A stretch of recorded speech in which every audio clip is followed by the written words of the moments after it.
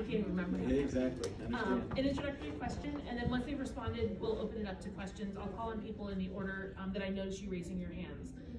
So I'm going to go through the ground rules really quickly. I'm assuming you all have heard them at least once. Please be kind and respectful. Hateful or combative language is counterproductive. If you know a lot about a topic, please make sure to try not to use jargon or technical languages so everyone can participate in the conversation. Speak only for your own experience. Please direct comments and questions only to the candidate, not to other participants. I recognize there might be people in the room who have experiences or perspectives that you can't relate to or may disagree with. And with that, we will go ahead and get started. Starting with an easy question, of course. What are the biggest public health and public safety issues facing Lexington, and how do you propose addressing them? Well, good evening. My name is Chuck Ellinger, as she said, or Ellinger, depending on who you ask in the family. I say Ellinger. Let me tell you a little about myself if you don't know me. I grew up here. I went to Cardinal Valley, Beaumont, Lexington Catholic, graduated from UK Law School. I owned a small business called Rogers Restaurant. It was the oldest restaurant in Lexington when I sold it in 2004. My dad bought from my mom. He was actually, I came down, I was born in Columbus, Ohio. I came down here when I was 18 months old. Ironically, there was an issue that somebody didn't agree with and sent me an email and said, I don't think you're right on this, but you're really not from here. You don't understand the politics here, so I'll give you a pass. Well, I moved here when I was under 2, but in that person's eyes, I got my political ideology before I was 2. They gave me a pass, and that was fine. So so like I said, I grew up here. I had a small business, and my dad actually bought it for my mom. He was a professor over at UK, and he was a dental professor, and he bought a restaurant back in 1974 for Valentine's. My mom said, don't ever buy me another Valentine's present again, because it was a gift that kept on giving. I bought it from them in 1992. I came on the council in 2002. I was on for 3 terms until 2014, then I came back on the council in 2018. So in 2004, they came to me because I was there on Broadway where the Newtown Crossing the apartment complex is there on the underpass. There was 900 apartments came in, and they sold. At that time I was practicing law, I was running a restaurant, and I was on the council. So when they came to me, I don't know if anybody's been in the restaurant business. It's a lot of hard work, and I don't miss that. I know a lot of people ask me to get back into it, but I've had my time in the restaurant business. We actually were farm to table before that was the thing, because we used to go to a farmer, and he gave us all of our fresh vegetables and everything. And it was the oldest restaurant. It was 1923, so it'd be 100 years old if it was still open here. So to answer your question on what I think right now with public safety probably is, and I always put my three top priorities are going to be public safety, jobs, and affordable housing. And public safety right now is, if you don't feel safe in your home, or you don't feel safe in the street, then we're not doing our job as a city. And right now, we just surpassed our 38th homicide here, so it's not a record that we want to be breaking. So there are a few things that we need to address. And right now, we have a fund balance that has $41 million in it. And actually, next Tuesday, we have a special council hall meeting of budget finance. I actually was chair of the budget finance at one time, and now I'm the vice chair of that. And we're looking at how we're going to use that fund balance. But one thing that we have with public safety right now is, depending on who you ask, either administration or the FOP, we're either 89 officers down out of 629 that are authorized, or we're down, if they don't count the ones who are not sworn officers yet, but they're going through training. If you could look at that, then we're down about 121 officers right now. Another big issue we have right now is E911. We're down 25 employees there, and we have an authorized strength of 74. So you can see our numbers are way down. And then community corrections are actually even worse. They're down 121, and they have an authorized strength of 289. So they're down over 40% right now. So they're on mandatory overtime. So we've got to figure out a way to not only recruit, but be able to get new people in and retain them. So we're trying to figure out how we're going to do that right now, and that's what the mayor's going to come back with a proposal with the fund balance. The problem with the fund balance is, when you start looking at salaries, you want salaries to become on reoccurring expenses and not, or reoccurring revenues, and not on one-time and that's what the fund balance is going to be. So that's going to be, we got to kind of figure out how we're going to go about that. We just did a collective bargaining agreement with our police and our fire and our community corrections. We have 6 different contracts, and we just did contracts there every 3 years. And we've asked the administration to look at, because once you start looking at your contracts, then you start getting into bargaining. We asked the administration to look into what's called an MOA, an understanding agreement, because we don't want to get into bargaining the way that it's set up by the state, and this was by all state statute, is which supersedes us, is the administration and the bargaining are supposed to bargain together, and we're not supposed to be a part of that. They come to us after it. Once they have an agreement, we either sign off on the agreement or we don't. So we're trying to stay out of the bargaining part, but we know what we've got to do. We have to make some changes, because we've got to find a way to get more police and more community corrections and more E911. I was out with the police and over at E911 a couple weeks ago when there was 4 shootings and 9 people were shot on September 10th. It was the day that we had the UK football game when we beat Florida.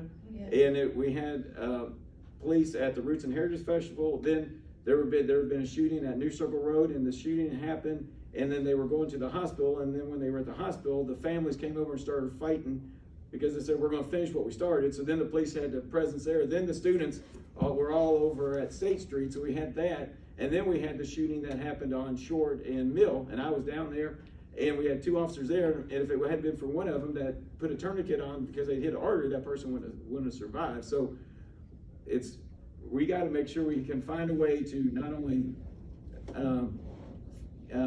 get police officers, but also we're going to be able to recruit them, but retain them. One thing that we have state statutes, because when we merged back in '74, we were under our own state statute on how things are set up. And in order to make some changes, we have to go back through state statute. But we have retirees that would like to come back that we have to work. We got pension issues we'd have to deal with, but that would like to come back that could fill up some of those spots, which they certainly know the job. And we also, one of the things that we do really well is we have a 32-week training that is as good, if not the best, in the country. And the problem is we don't have anything that once they're trained to go to another smaller, go to Nicholsville. But Nicholsville right now, I just received from something, our starting pay for officers is $48,000, plus they get a bonus through the state. And Nicholsville is now paying $60,000. So we train them, and then they go somewhere else. So we're looking at doing a 3-year buyback. So if you decide to leave somewhere, then they've got to pay us because we've done your training for you, and we're not getting anything in return. So try to be able to keep the people that we train here. So that, I think that's one of our biggest right now is our public safety, and try to make sure that we have enough officers. So, and yes, ma'am. Are you? Yes, name and neighborhood. So I'm Pace Cook Emmons, and I'm in the new part of the 3rd District in Southern Heights. So I was going to ask that second part, because it's hard when they're so broad, about public health. What do you see as our big public health challenges?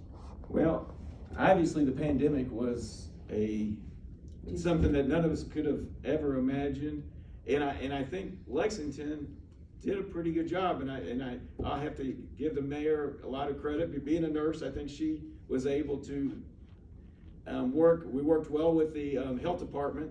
Thankfully, we have a good health department, but that was one of our biggest challenges. And I'll give the credit to the council too, because we had a lot of people that were losing jobs that were in housing. So we did our housing stabilization program, which people were going to get evicted, and we were able to bring money in, and we've been able to get about $40 million from our housing stabilization program.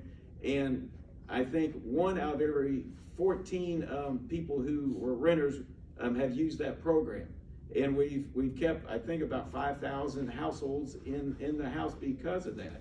So that was one of the things we did that from the pandemic, because the pandemic was, and it was hard on everybody. It was hard really on the people who were the most vulnerable. Right. So we've tried to not only do with the housing, but with the businesses. We did our PPP with the businesses, and we tried to help out because we didn't want to. Our unemployment before the pandemic was 3.7. In the middle of the pandemic, it was almost 15 here. And that doesn't look at other areas that could have been over 25% at that time. So we were trying to make sure that we could keep businesses afloat. So we did 2 different tranches of $2.5 million from the city to keep businesses in. And we could not, we set a goal, we couldn't hit a exact number because we're just not allowed to, but one of the motions I made is at least 50% had to go to minority-owned businesses and women-owned businesses, because I wanted to make sure that that was protected. We actually got over 50%. We were more like 60% of the money went to those businesses to keep people with their job. Yes, sir. I'm Andy Mead. I know Andy. I know you. You're around the corner from me. Yes. So you talked a lot about getting more police. What about more mental health services to take some of the load off the police? That's great. And we're working with New Vista, who does the mental health. And one of the programs I think are maybe one of our best programs I used to do, I would go ride-alongs on the buggies where you would go and you would notice, and it was just so apparent, we would go to different pickups and it was the same person, and everybody, they would say, "Hey Andy, how you doing?" And it became to the point where one person that we picked up that night and called 911 had been in 400 times in that 1 year. So we figured out the best way we can do that is we have to have wraparound services to take care of that individual, so they're not calling calling 911. That we get a nurse, we find out what kind of issues they need, make sure they've got the housing, make sure they have all the services they do, so they aren't becoming somebody that's being called all the time. So we came up with a program that's called paramedicine right now. Mm-hmm. And in the paramedicine, we've got the police, we've got the fire, and then we've got social workers. And when you have an issue like that, they go out and they try to figure out what's the best way that we can help this person, and what do they need? Do they need transitional housing now? Do they need because we're always trying to find first you want to find housing for them, housing first. Then you get transitional. Then you want to try to find permanent housing. You want to help find a job. You want to find all the benefit or all the different social issues that they need addressed. And mental health is a big one. So to answer your question, yes, we try to partner with New Vista. So if we don't need to incarcerate everybody. If we need to find what they need, and just to put them in jail is not the best. We have to find out what kind of issues do they have, and how can we address that? So yes, the mental health is a big one. But New Vista, we're partnering with them on that one. One of the questions that came up to, I know you've heard this before, is when we talk about public safety, do you think that there will ever be a gun buyback program to where we can at least get some guns off the street? You know, I know that's been. I sit on the DLP, which is the Downtown Election Partnership board, and we had an 8 o'clock meeting this morning, and in that, Crime Stoppers came and spoke to us, and I've heard the chief say this many times. He might start acquiescing a little, but he has always been against a buyback, because he says what happens is they buy back the guns from the good people, but they don't get back the guns off of the people that you want to get the guns off of. So he's always been against it, but actually the last time I talked to him, he almost said, well, maybe it's something we need to look at. But I'm just saying, I would think that would be a council. Is the council not able to make some kind of decision? Well, on something like that, I try to defer to our mayor. Well, not the mayor, but the police chief, just because I'm certainly not the smartest person in the room, but I'm smart enough to know who is, right. and somebody who's doing that. Yeah. I've heard, well, before there was a program in Lexington right. that did that, so I'm just saying, that's not always and it might come back. I mean, like I said, he's starting to think maybe that's and one of the big issues, I don't know if he thinks it's the best thing to do, but one of the issues that police have right now I think it started nationwide, but it came here is a lot of trust issues with the police. And that, I think that might help giving some more trust to the community. One of the things that when we look at our public safety and what we try to do, community policing, we're all in this together. We need the community working with us. And when the community's not working with us, when I was at the, down there when that person was shot, down on Short and Mill, no one saw anything. And there was a group of people, but nobody wanted to say anything about what happened. And we need the community to also work with the police. So we need to get that trust back. We need to get more officers in neighborhoods like we've done in the past with the neighborhood resource officers, where you actually know the officer, you have that person's cell phone, and you feel if you have an issue, you can call that person up, and we need to get more of that kind of policing. The problem is we just don't have as many officers, so we have to do with what we have right now. I want to acknowledge we have just about 5 minutes left in this session. So if you, just in case you run out of time, if you have a question you haven't been able to ask, feel free to write it down and we'll get them to the candidates for follow-up afterwards. So I guess one question I have, I'm Josh, Hey, Josh. Barnett, I live over in Zanesville, is, if the cops are down this much, is the increase in murder, is it exponentially, like, is it even equivalent, or like, is it positive? Like, I think the drop in cops probably isn't the cause. If you're down this number of cops, is the murder rate that much higher that it? It depends on who you ask, because if you ask the FOP, they sent me something that said for every cop that's down, that will show you how many murders go up. I don't know if that is if that is true or not, but that's just the numbers that they sent. But it certainly helps if we have just more presence. What we did downtown is because we were having some issues, we made more lighting downtown just for people felt more safe.